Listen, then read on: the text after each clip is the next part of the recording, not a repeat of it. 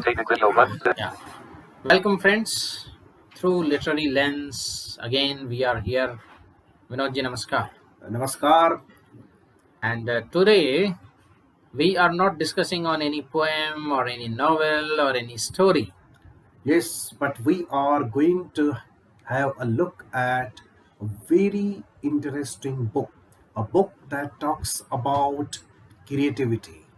And that is a book by a psychologist, not by any literary author, Yeah, he is California-based American psychologist.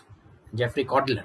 Yeah, his world-famous book, Divine Divine Madness. We are going to discuss, Rajeshji, Divine Madness. Now, before we shall venture into the content of the book and what this psychologist talks about, why it is called Divine Madness? Yeah, I mean, there is a common understanding or misunderstanding, Vinodji, that any author, any artist is half mad or fully blown mad, right? Even if he or she is fully blown mad, but I would like to ask, I would like you to throw some light, why divine madness? Yeah. Right? How madness is derived Well, from God? Yeah, well, I think all of us remember Coleridge's famous lines in that poem, Kubla Khan. Yes. Weave a circle round him thrice, he has drunk on the milk of paradise, right? So when you venture out of the folds of the routine, out of the folds of society for creativity basically involves forging new connections, which are not apparent to the people, be it literature, be it art, even be it science. You forge new connections, and it is creation. It is creation of something which was not there earlier, and God is attributed to do that only. God is attributed to have created the world as per the beliefs. Exactly. It? So Yeah. God has created this entire universe, and if God is creative, and if any other person is creative, so there runs a They thread share of the attribute of creating something, right? something, and that's why divine madness. Like mother is tantamount to God, equivalent to God, right? Generativity, creativity. But then why madness? Why madness? And madness basically is a deviation from the accepted norm. Yeah. If this deviation is more than the people can accept, then that is lunacy, then that is madness. So here, when we say that the authors and artists create something which is artistically appealing to us, they have the attribute of creativity. Even Shakespeare has remarked that the lover, the poet, and the the lunatic, lunatic, they are made of the same stuff. And Freud, Sigmund Freud, he also said that the only difference between an artist and a madman is that madman is controlled by his fantasy, He is possessed by his fantasy. Is possessed by his fantasy, whereas the artist possesses his fantasy. Yeah, he commands his fantasy. And another difference is a mad person, a lunatic, when he deviates from the accepted norm, he is lost in that quagmire of his fantastic world, and he does not know the way back. Whereas the artist can go into that mad world where he can create something, but at the same time he knows the way back. Yeah, I mean, the connection between this world and that world of madness, he can forge those connections. Like Einstein, even if you take Einstein, what is this thought experiment about riding on the waves of light? Can you and me think like that? No. But he thought, and he arrived at some profound conclusions which he proved mathematically. So in this way, in this particular book, psychologist Jeffrey Kotler, he takes up the lives of 10 important creative geniuses of America. Basically America, 20th century America, right? And we read about the bio notes of such famous people as Sylvia Plath, Virginia Woolf, and Ernest Hemingway. All these three are great writers. Virginia Woolf, and Ernest Hemingway, correct. All these three are great writers. They're writers. Sylvia Plath is considered to be one of the greatest poetess of the 20th century, and Hemingway, we know he was awarded Nobel Prize for literature. Yeah. And Virginia Woolf, Stream of Consciousness novels. She's one of the pioneers of Stream of Consciousness novels, along with James Joyce, and D.H. Lawrence, like these people. Yeah. And then we have, Judy Garland, and Charles Mingus and Brian Wilson. Yeah, three musicians, and Marilyn Monroe, actress as well as singer. And we have two Russians, Rajesh, Yeah, although they were Americans, but basically they came from Russia. yeah. One is painter, Mark Rothko, Yeah, Mark and Rothko, another is dancer, Najinski. Najinski, Naginsky. yes. And then, Apart from that, well, you have one comedian also, yes, one right? comedian, American comedian Yeah. also. And one thing that we must tell our listeners at the beginning, Hmm. that only last one, that Wilson Brand, Brian Wilson, yeah, he survived his madness, so to say. Survived in the sense, even today he is he is alive. alive. Rest were dead, and after their death, Many uh, committed suicide, many were pushed into depression and died of other causes. But Brian Wilson is 80 right now, and even now he is plagued by those auditory hallucinations, but he still performs. At least till 2019 he used to perform. the common trait among all these 10 is they were highly creative. At the same time, they suffered madness intensely. Yeah. And their creativity was affected by their madness, and maybe their madness was affected by their creativity. So the author is trying to explore these links, whether their madness facilitated their creativity or their creativity plunged them into madness from Therefore, time to time. Yeah. the central idea of this book is to understand if there is any correlation between creativity and craziness. Yeah. But then author admits in the foreword as well as the afterword that not all mad people are creative and neither all creative people are mad. Right? However, he confesses that the occurrence of lunacy among creative artists is almost 30 out of 100, Yeah. whereas in In common general people it is population. 3 to 5% out of 100. So So what is this then? We have to really explore that what is the relation between the out of the box thinking, so to say, or mad thinking, so to say, and the creativity. what I understand, Rajeshji, because you and me, we both have been creative writers, poets. So when some poet or artist or painter or singer creates something, so this creation has to be a little bit different from the accepted norm, and this propelling power that compels the writer to imaginatively accept something which is deviant behavior, deviant thinking, deviant speech. And if that writer is gifted enough, this deviant behavior is expressed creatively, and that becomes art. So this lunacy, or the power of lunacy, I would like to say, is driving force at the best, at the most. It can become a driving force for the artist to express something that his heart and mind is feeling, but others are not ready to accept it. Definitely. I mean, for anybody to create anything, the mind and heart have to be in the constant flux. If you are just robotically following the social norms, going to the office the same way daily, having the same conversations with the same people daily, coming back, having the dinner, like that, you can't create really anything. In one You of have the to, poems, yeah. I have confessed that the artist must be with unsettled heart and unsettled mind. Of course, that unsettling of mind and heart is the sine qua non of creativity.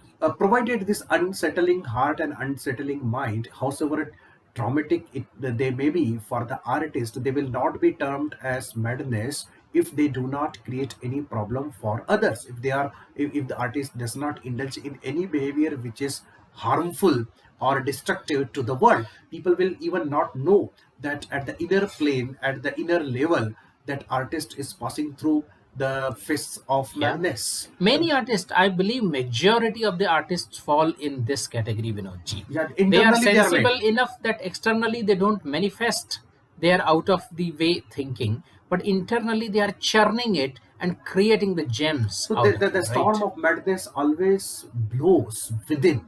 Only thing is that they are able to keep it under the surface. But sometimes, because of Sometimes, some yeah. vulnerabilities, and we'll come to that, that Yeah. why these creative artists really, went to the extent where people termed them as mad, and they had to be admitted to the psychiatric homes, because they could not control this lunatic powers, lunatic storms within. And although they were able to convert this lunacy into creativity to a certain extent, but they could not control it, and it is spilt out, and they indulged in the behavior which outwardly was deviant, and in some cases harmful and destructive and violent. And that's why these people were known as mad people.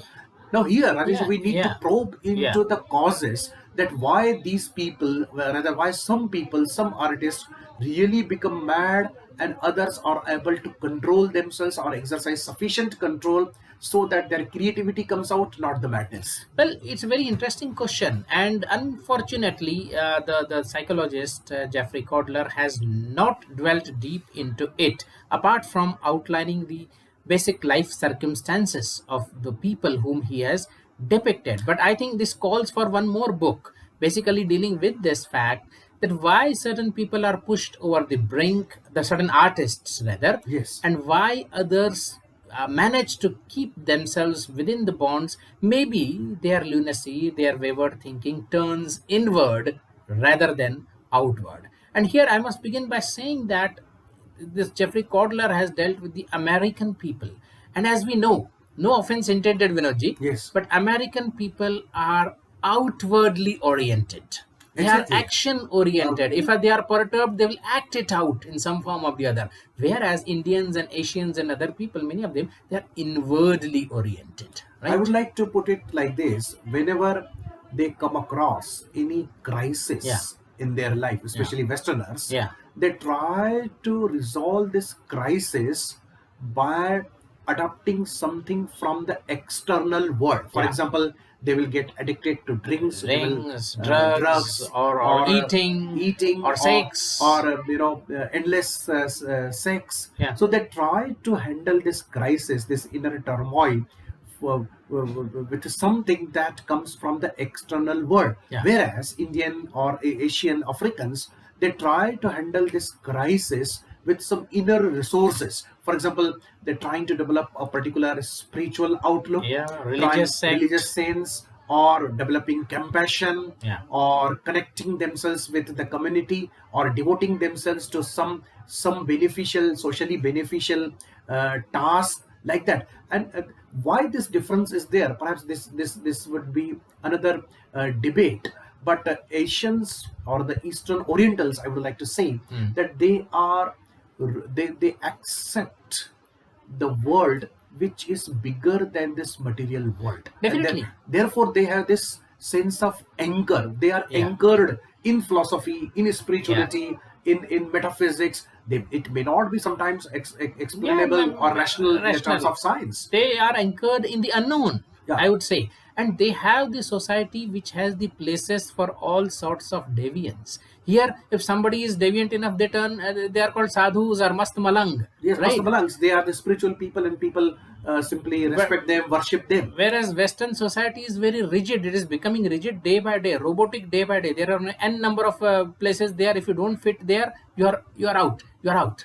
So that drives people into sort of external manifestations And of that madness. is why Oriental artists and creative artists, we do not find that really they have gone mad, or they had to be admitted to the mental hospitals. This kind of phenomenon is very rare in the Oriental societies. But gradually, due to cultural hegemony of the West, here also the same things are happening. I would And gradually it is turning into like that. as a psychologist as well, we Yeah, both of us have a yeah. degree in psychology. We can say that each one of us suffers from lunacy of one sort or the other. Yes. Then why we should term some people as mad and not the others? Only because that if the majority follow lunacy, then it is no longer a lunacy. If some minority follows something which does not conform to the majority norm, then we term it lunacy. And then reducing it all into to biology and neurology, saying that it's all the fault of the brain and it should be treated psychiatrically with drugs. That also has affected many. Out of the 10, I think 6 or 7 people were really victimized by the psychiatry in that book. Yeah, yeah, and they were simply addicted to the Yeah, drugs and medicine. That's it. even the psychiatrists cross their professional boundaries. Now we try to understand, right, Yeah, what could be the causes of their craziness. So let us start with the first by sketch. This yeah, I mean, Sylvia Sylvia Plath. Plath, Although she had some yeah, disturbance, right, mental and emotional disturbances. disturbance in the young days as well. But basically, it's the failure of the relationship. Yeah, she married to Ted the well-known Hughes, poet, famous Nobel laureate, poet laureate, and simply right? he drifted away, and he Yeah, left her, basically deserted, yeah, right? and she was profoundly affected. Right, and he went and Yeah. married some Somebody other else, lady. and Yeah, so this breaking of the relationship perhaps aggravated her mental derangement. And And then abusive childhood in the case of Virginia Woolf. yes, abusive She was childhood. subjected to repeated sexual assaults. So these causes are traceable in some of them, right? Yeah, And Hemingway, a very strict father, yeah. right? He suffered at the hands of very strict father. And Same having case with Wilson also. ah, Brian Wilson also. Very yes, strict father. very strict father, Yeah. right? So they were highly dominated, abused even, right? Yeah. They had the abusive childhood, right? And And Marilyn Monroe also, many foster parents. yeah, very So foster many parents. foster parents, like So she just did like not that. know the Yeah. warmth of a Yeah. relationship and warmth of home, and she was even a couple of times raped as well, Yeah. right? So she developed a kind of reaction formation that she emerged as a sex icon or Yeah. sex goddess, right? Sex goddess. And she She tried used her to sexual powers to manipulate the world. exactly. Right. So these are the noticeable causes, right, behind their madness. But one interesting phenomena, Vinodji, which is hardly dwelt upon, but here we have prime example of that. Dancer Najinski from Russia. Yeah, In his case, of course, all the biological propensities, genetic predisposition, everything, okay, that was there. But then two major causes, which I think were responsible for his madness, whereas manipulation by the world, including his wife, and uprootedness from his culture.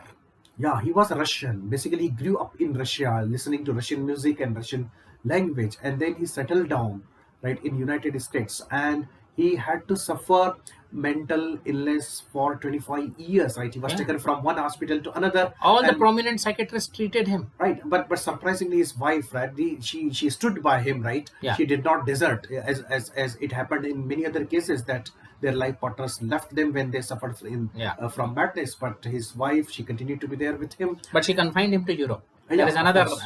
flip side of it. Right. And at the end of the World War, when people were freed, In you know, 1945, yes.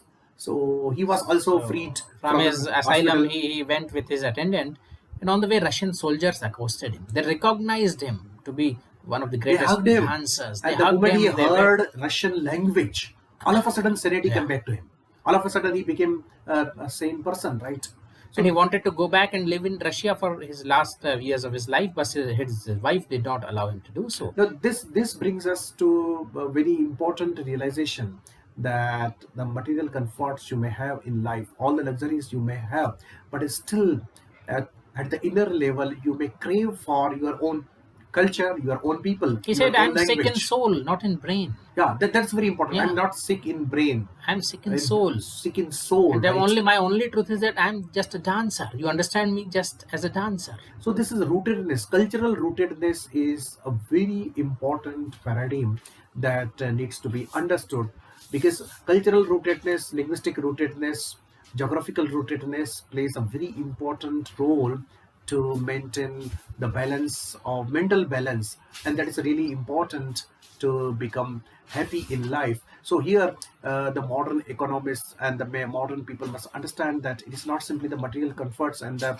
economic luxuries that make life happy, but the role of culture, role of language, role of literature and art, especially of one's own language, is Yes. very important. And sense of belonging. Sense of Group. belongingness, basically. So sense of belongingness is created by the culture and the language. These are two important So factors. this fragmented and hyper specialized society is bound to produce more and more madness. And here, Homi Bhabha, who is very important cultural critic, in one of his books, he said that people, for example, Asian who go and settle down in Europe and America, they are not homeless people. They have fantastic homes there, but they suffer from the sense of being unhomed. So Yes. this is very important.